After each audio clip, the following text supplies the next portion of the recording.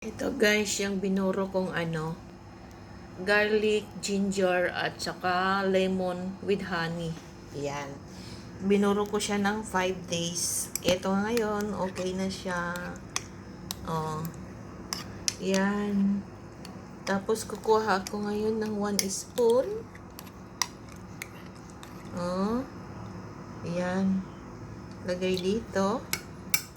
Tapos, lagyan ng mainit na tubig. Ayan. Tapos, ang sarap guys. Ayan. Yan ang gagawin parang chai. Ito na po yun. Oh, honey po yan. Honey.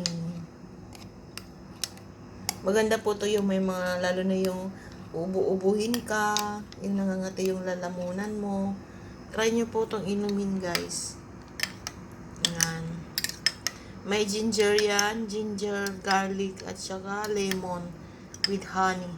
Isang bote na honey yan guys. Oh. Yan po. Binabad ko siya ng 5 days. Yung iba 7 days. Ayan. Oh. Ito siya, maganda to, lalo na ngayon magtataglamig guys. Ito, ang ganda to sa pagtaglamig. Yung medyo, yung lalo na pag inuubo ka ganyan, inumin mo to. Sarap. Yan. Magboro kayo guys. Yung binabad yung garlic. Garlic po yan. Yan.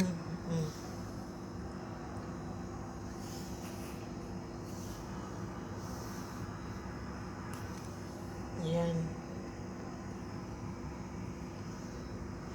Ganda po to inumin.